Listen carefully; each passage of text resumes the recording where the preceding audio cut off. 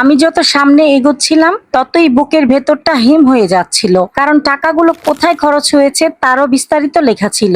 দেশের নামকরা গয়নার দোকান, দামি বিদেশি ব্র্যান্ডের ব্যাগ ও পোশাক, একটি নতুন গাড়ির অগ্রিম মূল্য, সবকিছুর তারিখ মিলিয়ে দেখতে আমার শরীর শিউরে উঠলো। যেদিন যেদিন সাবিহাকে নতুন গয়না পরতে দেখেছি, যেদিন নতুন গাড়ি নিয়ে সবাইকে ঘুরে বেড়াতে দেখেছি, সবকিছুর হিসাব যেন এই কাগজের পাতায় লেখা। অথচ ইমরানের মাসিক আয়ে এসব কেনা কোনোভাবেই সম্ভব ছিল না। প্রতিটি পাতা উল্টানোর সঙ্গে সঙ্গে মনে হচ্ছিল আমার চারপাশের পৃথিবীটা বদলে যাচ্ছে।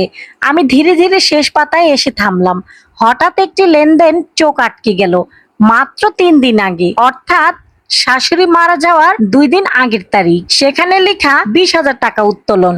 বিবরণে উল্লেখ ছিল পারিবারিক কবরস্থান ক্রয় বাবদ সম্পূর্ণ মূল্য পরিশোধ। আমি কয়েক সেকেন্ড চুপ হয়ে রইলাম, তারপর ধীরে ধীরে মাথা তুলে রাশেদের দিকে তাকালাম। সে আমার চোখ এড়িয়ে অন্যদিকে তাকিয়েছিল। আমি কাপা গলায় বললাম, এটা কি রাশেদ? সে কোনো উত্তর দিল না। আমি এবার আর নিজেকে সামলে রাখতে পারলাম না, উঁচু গলায় বললাম, আমি তোমাকেই জিজ্ঞেস করছি, এটা কি?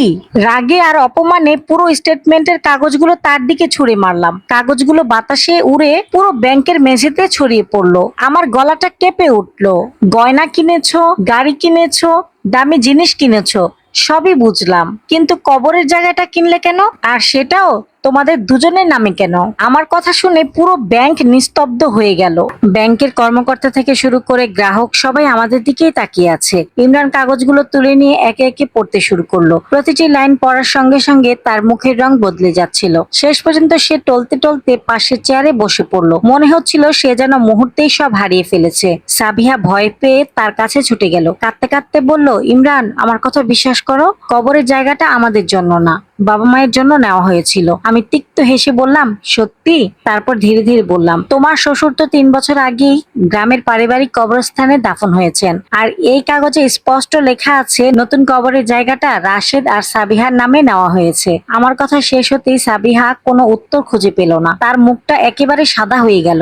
সব মিথ্যা যেন মুহূর্তেই ভেঙে পড়লো। ইমরান ধীরে ধীরে উঠে দাঁড়ালো। তার চোখ দুটো রক্তের মতো লাল। সারা জীবন শান্ত স্বভাবের মানুষটাকে এভাবে কখনোই দেখিনি। হঠাৎ করে সে নিজের রাগ নিয়ন্ত্রণ করতে পারলো না। সবার সামনে সাবিহাকে একটি চড় মেরে বসলো। সাবিহা ভারসাম্য হারিয়ে মেঝেতে পড়ে গেল। অবিশ্বাসে সে শুধু ইমরানের দিকেই তাকিয়ে রইল। ইমরান রাগে কাঁপছিল। সে আবার তার দিকে এগিয়ে যেতে চাইলে ব্যাংকের নিরাপত্তা কর্মী আর কয়েকজন কর্মকর্তা দ্রুত এসে তাকে থামিয়ে দিলেন। চারদিকে হইচই পড়ে গেল। আমি রাশেদের সামনে গিয়ে দাঁড়ালাম। সে যেন পাথরের মূর্তির মতো নিশ্চুপ। আমি ধীরে বললাম, এটা কেবল শুরু, সত্যিটা এখনো পুরোটা বের হয়নি। ব্যাংক কর্তৃপক্ষ পরিস্থিতি নিয়ন্ত্রণ আনতে পুলিশের সঙ্গে যোগাযোগ করলেন। কিছুক্ষণ পর পুলিশ এসে আমাদের 4জনকে থানায় নিয়ে গেল। সেখানে বসে আমি পুরো ঘটনাটা শুরু থেকে শেষ পর্যন্ত খুলে বললাম। ব্যাংকের স্টেটমেন্ট কাগজগুলো তদন্ত কর্মকর্তার হাতে তুলে দিলাম। ইমরান এক কোণে মাথা নিচু করে বসেছিল। তার চোখে ছিল ভাঙা বিশ্বাসের যন্ত্রণা। সাবিহা তখনও কাঁদছিল, বারবার নিজেকে নির্দোষ প্রমাণ করার চেষ্টা করছিল। আর রাশেদ, সে পুরো সময় মাথা নিচু করে বসে রইল, একটি কথাও বলল না। হয়তো সে বুঝে গিয়েছিল এতদিন ধরে যে গোপন খেলাটা চালিয়ে এসেছে তার শেষ আজই। সব আনুষ্ঠানিকতা শেষ হতে হতে অনেক রাত হয়ে গেল। আমরা থানা থেকে বেরিয়ে এলাম। ইমরান একবারও কারো দিকে তাকালো না, চুপচাপ অন্ধকার রাস্তা ধরে হাঁটতে শুরু করলো। সাবিহা তার পেছনে দৌড়ে গিয়ে হাত ধরতে চাইলো, কিন্তু ইমরান ঝটকা দিয়ে হাত সরিয়ে দিল। ঘৃণা ভরা চোখে শুধু বলল, আর কোনোদিন আমার সামনে আসবে না। কিছুক্ষণ পর রাস্তার পাশে শুধু আমি আর রাশেদ দাঁড়িয়ে রইলাম। সে ধীরে মাথা তুলে আমার দিকে তাকালো, চোখে রাগ, ঘৃণা আর পরাজয়ের ছাপ। চাপা গলায় বলল, এবার নিশ্চয়ই তুমি খুশি? আমি কিছুক্ষণ তার দিকে তাকিয়ে রইলাম। অদ্ভুতভাবে বুকটা অনেক হালকা লাগছিল, কারণ আজ অন্তত আমি সত্যিটা জেনে গেছি। শান্ত গলায় শুধু একটা কথাই বললাম, আমাকে তালাক দাও। তারপর আর একবারও পেছনে না তাকিয়ে সোজা হেঁটে চলে গেলাম। হ্যালো বন্ধুরা, গল্পটি আপনাদের কাছে কেমন লেগেছে অবশ্যই কিন্তু কমেন্টের মাধ্যমে জানিয়ে যাবেন। আর এই গল্পের প্রত্যেকটা পর্ব কিন্তু আমার পেজে দেওয়া আছে, আপনারা চাইলে দেখে নিতে পারেন। আর আমি প্রতিদিন রাত 7:30টার দিকে এরকম গল্পের ভিডিও আপলোড করে থাকি। আপনারা সবাই আমার পাশে থেকে সাপোর্ট করবেন।